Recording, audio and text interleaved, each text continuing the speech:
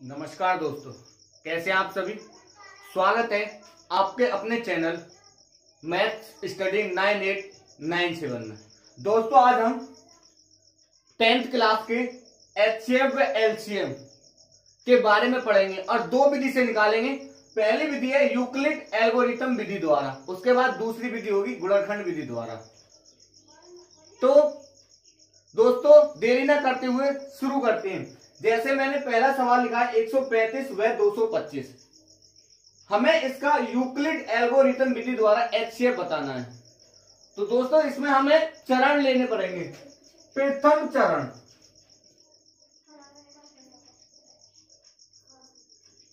दो सौ 25 व 135 में यूक्लिड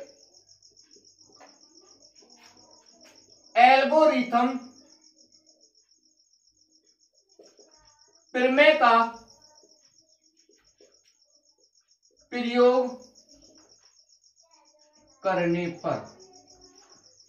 तो दोस्तों मैं इसमें बता दूं, जो इसमें होता है इस वाली कंडीशन में हम क्या करते हैं। आपने एक फॉर्मूला पढ़ा होगा, भाज्य बराबर भाजक गुणा के भागफल प्लस के शेषफल, वो वाली इसमें कंडीशन होती है। तो हमें बड़ी वाली संख्या में छोटी वाली संख्या का भाग देना होता है। तो जैसे 225 बराबर 225 में यदि मैं 135 का भाग दूंगा तो कितनी बार जाएगा, एक बार। 135 एकम 135, कितना बचा 90। कितना बचा दोस्तों 90। भाई 135 का भाग 225 में देंगे, एक बार जाएगा। शेषफल कितना बचेगा 90। 135 और 90 कितने हो गए 225। द्वितीय चरण,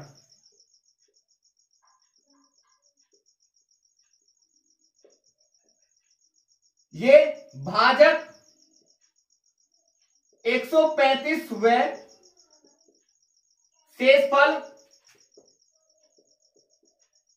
90 में प्रमेय का प्रयोग करने पर।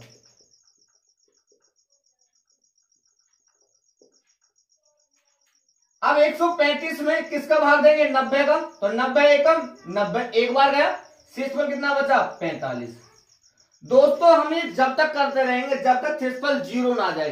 तो मैंने 90 का भाग 135 में दिया, एक बार गया। शेषफल कितना बचा 45। तृतीय चरण,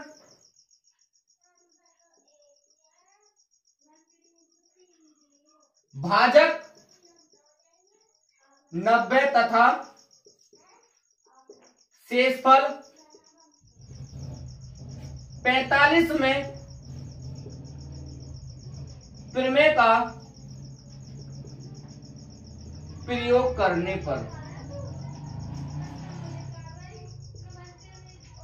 तो 90 का भाग अब 45 में देना है, सॉरी 90 में 45 का भाग देना है। तो 45 का भाग 90 में देंगे तो 45 दूनी 90 प्लस के 0 बच गया ना दोस्तों 0। अब मैं कह सकता हूं 225 व 135 का एचसीएफ बराबर 45 होगा।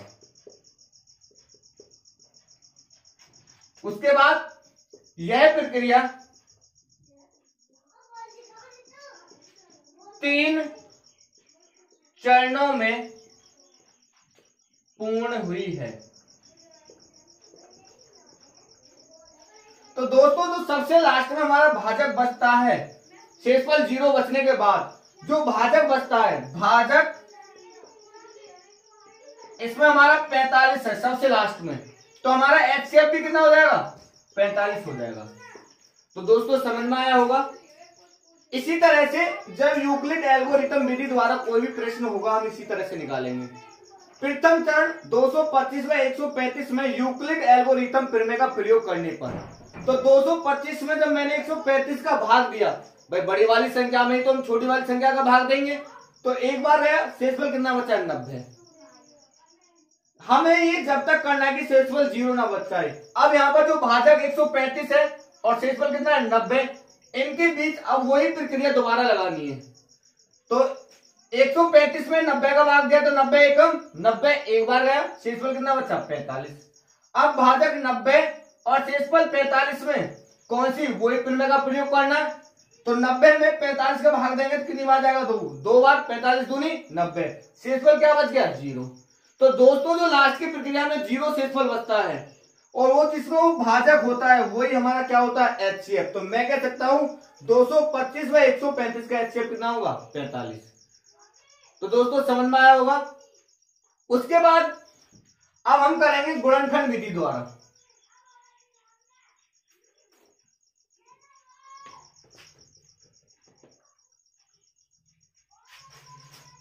नंबर 2,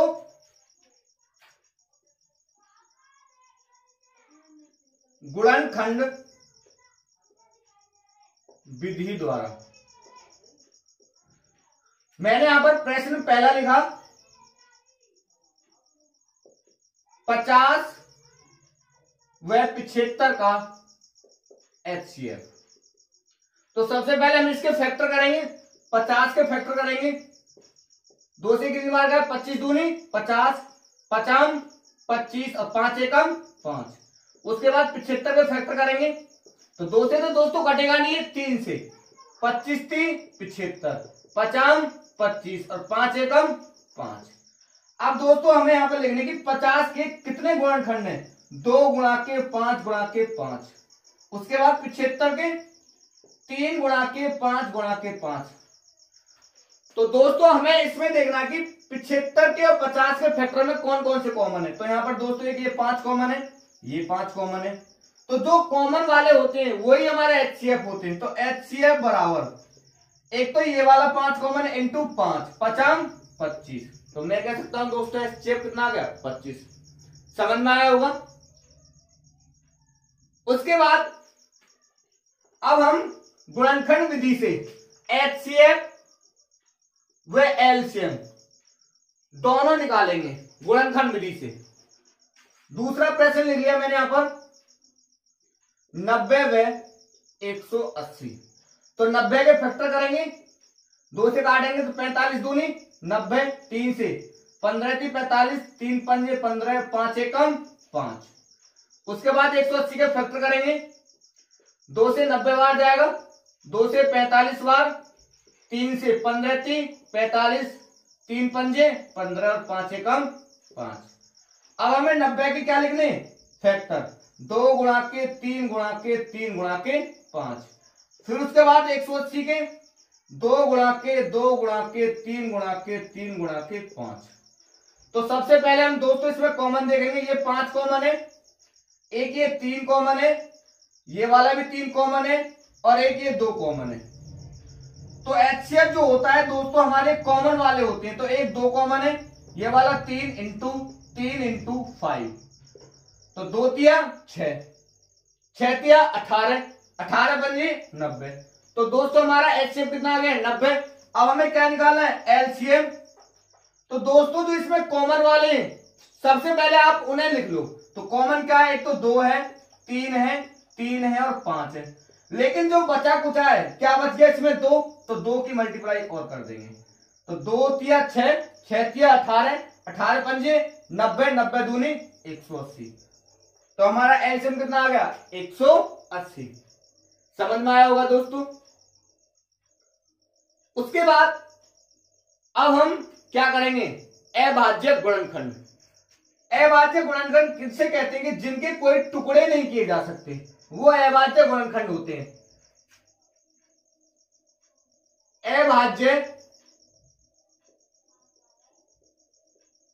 गुणनखंड। पहला प्रश्न 140 के आपको अभाज्य गुणनखंड बताने हैं। तो सबसे पहले हमें 140 के क्या करने, फैक्टर 2 सत्ते 14 0 बस 70 दूनी 140। 2 से कितनी बार 35 बार, 3 पंच आप तो 5 से काटेगा, 5 सत्ते 35 और 7 एकम 7। हमें इसके अभाज्य फैक्टर बताने। तो फैक्टर कौन कौन से, 2 गुणा के 2 गुणा के 5 गुणा के 7। तो दोस्तों 2 की इसमें 2 बार मल्टीप्लाई है तो मैं इसे 2 की पावर 2 लिख दूं और 5 एक ही है और गुणा के 7। ये हमारे दोस्तों अभाज्य फैक्टर हो जाएंगे। समझ में आया। उसी प्रकार से दूसरा सवाल यदि हम ले लें, जैसे आपको 150 के करने, तो 150 के सबसे पहले क्या करने में फैक्टर, 75 दूनी 150, 3 से 25 थी 75, 50 25 और 5 एक हम 5। तो इसके फैक्टर कौन कौन से दोस्तों, 2 गुणा के 3 गुणा के 5 गुणा के 5। तो 2 गुणा के 3, 5 कितनी बार मल्टीप्लाई में 2 बार, तो मैं इसे 5 की पावर 2 लिख सकता हूं। जब दोस्तों हमारे आधार समान होते हैं तो जो हमारी घात होती है वो आपस में जुड़ जाती हैं, और जब हमारी घात समान होती है तो नीचे वालों क्या हो जाती है, मल्टीप्लाई हो जाती है। तो दोस्तों आपको अविभाज्य गुणनखंड समझ में आए होंगे। उसके बाद पहली एक्सरसाइज में ही 2 सवाल हैं जिनको हम करेंगे अब एचसीएफ के अलावा। कौन कौन से,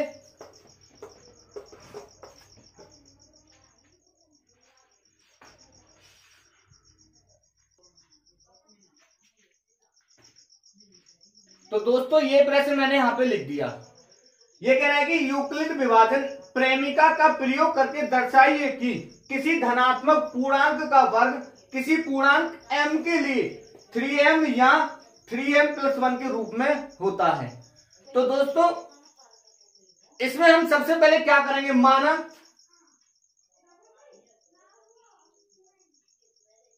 x धनात्मक पूर्णांक के लिए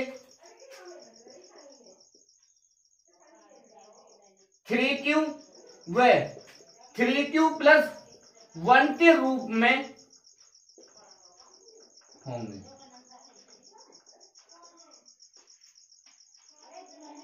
तो मैंने मान लिया, माना x धनात्मक पूर्णांक के लिए 3q व प्लस 3q+1 के रूप में होंगे।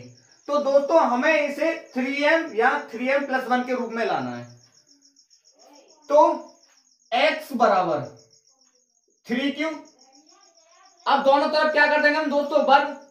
तो x का वर्ग बराबर 3q का वर्ग। x का वर्ग क्या करेंगे, x², 3 का वर्ग 9 और q का वर्ग q²।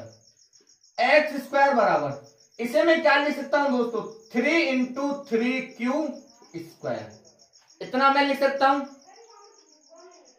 अब दोस्तों मैं 3q² बराबर क्या रख सकता हूं, m।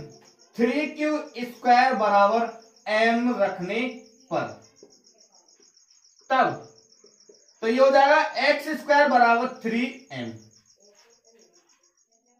तो आ गया ना दोस्तों, कोई भी पूर्णांक वर्ग के लिए 3m के रूप में होगा। तो पहली वाली वैल्यू हमारी सिद्ध हो गई। उसके बाद दूसरा x बराबर 3q+1 का वर्ग। अब दोस्तों हमें इसका वर्ग करना है, तो दोनों तरफ वर्ग कर देंगे, x², 3q+1 का वर्ग, x का वर्ग x²। ये कौन सा फॉर्मूला है दोस्तों, a+b का होल स्क्वायर। तो a का स्क्वायर 3q का होल स्क्वायर प्लस 1 का स्क्वायर प्लस 2ab, a का मान 3q और b का मान 1, x² बराबर 3 का वर्ग 9, q का वर्ग q² प्लस 1 का वर्ग 1, 3 दूनी 6q। ये हो जाएगा दोस्तों x² बराबर 9q²। 6q को मैं इधर लिख लूंगा प्लस के 1, 6q मैंने दोस्तों इधर लिख लिया। x², यहां से दोस्तों मैं क्या कॉमन ले लूं, 3, तो यहां बचेगा 3q² प्लस के 2q प्लस के 1। अब दोस्तों मैं 3q² प्लस के 2q बराबर m रखने पर तो ये हो जाएगा x² बराबर 3m प्लस के 1। तो दोस्तों दूसरी वाली वैल्यू हमारी सिद्ध होगी। तो मैं कह सकता हूं कोई भी पूर्णांक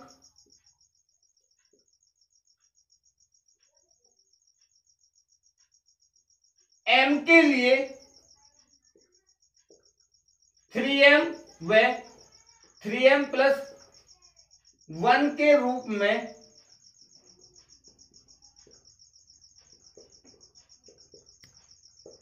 होता है। तो दोस्तों सवाल समझ में आया होगा। उसके बाद एक और है ऐसे ही है, उसमें इसने वर्ग बोल दिया है तो उसमें बोल दिया है घन, तो हमें उसमें फिर घन करना पड़ेगा। अब हम नेक्स्ट सवाल करेंगे।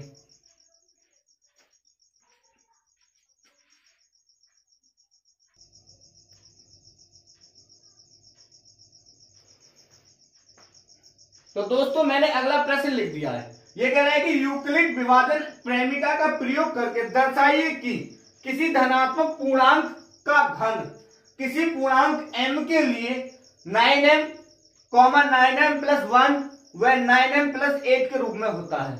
तो जैसे दोस्तों ने पिछला सवाल किया था वैसे ही करेंगे। माना x धनात्मक पूर्णांक के लिए 3q प्लस के 1 व 3q प्लस के 2 के रूप में होंगे, तब x बराबर 3q। अब दोस्तों इसने घन बोला है तो दोनों तरफ क्या करेंगे हम घन, तो दोनों तरफ घन करेंगे x की पावर 3 और 3q की पावर 3। x की q करेंगे तो x की पावर 3, 3 की q करेंगे तो 27 और q की q करेंगे तो q की पावर 3, x की पावर 3। इसे मैं क्या लिख सकता हूं दोस्तों, 9 गुणा के 3q की पावर 3। भाई 9 के 27 और q की पावर 3 आ जाएगा। अब मैं 3q की पावर 3 बराबर m रखने पर, तो x की पावर 3 बराबर 9, इसकी जगह में क्या रख दूंगा मैं m, तो पहली बात हमारी सिद्ध हो गई, 9m आ गया। अब हम दूसरे वाले पूर्णांक को लेंगे, x बराबर 3q प्लस के 1। अब इसमें भी दोनों तरफ घन करेंगे तो x की पावर 3 बराबर 3q प्लस 1 की पावर 3, तो x की पावर 3 तो x की पावर 3। ये कौन सा फॉर्मूला, a प्लस b की पावर 3, तो इसका फॉर्मूला होता है a की 3 प्लस b की 3 प्लस 3ab कोष्टक में a प्लस के b। x की पावर 3, 3 की क्यूब 27, q की पावर 3, 1 की क्यूब 1, 3 के 9q और 3q प्लस के 1। x की पावर 3, 27 q की पावर 3 प्लस के 1, 9 27 q स्क्वायर बाय 9q के अंदर गुणा करेंगे और 9 एकम 9 9q। x की पावर 3,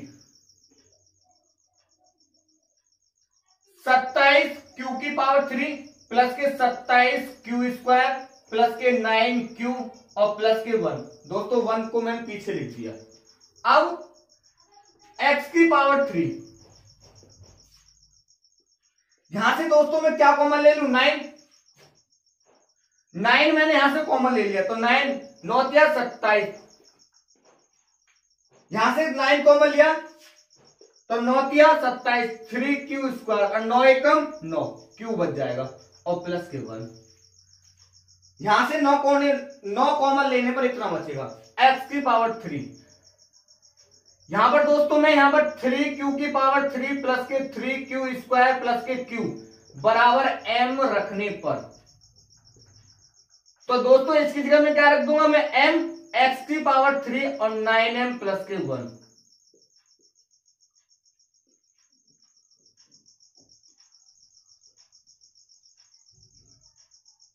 उसके बाद इस वाले को लेंगे x बराबर 3q प्लस के 2, दोनों तरफ घन करेंगे तो x की पावर 3, 3q प्लस के 2 की पावर 3, x की पावर 3 का मतलब x की पावर 3, a प्लस b की पावर 3 वही वाला फॉर्मूला, तो ये कौन सा 3q की पावर 3 प्लस के 2 की पावर 3 प्लस के 3 इंटू 3q इंटू 2 और कोष्टक में 3q प्लस के 2, x की पावर 3, 3 की क्यू 27, q की पावर 3 q, 2 की क्यू 8, 3 के 9 दूनी 18q कोष्टक में 3q प्लस के 2, x की पावर 3, 27 क्यू की पावर 3 प्लस के 8, ये 18 दूनी 18 3 54 क्यू स्क्वायर और 18 दूनी 36 क्यू।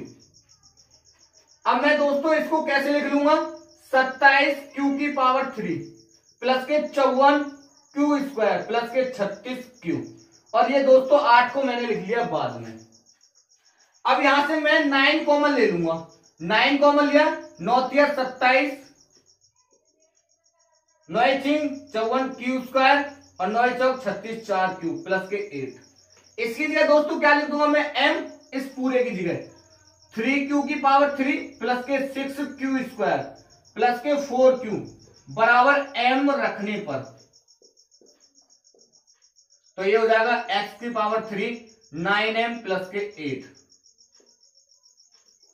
तो मैं कह सकता हूं दोस्तों कोई भी पूर्णांक m के लिए 9m, 9m प्लस 1 व 9m प्लस 8 के रूप में होंगे। तो दोस्तों समझ में आया होगा सवाल, दोबारा से देखेंगे।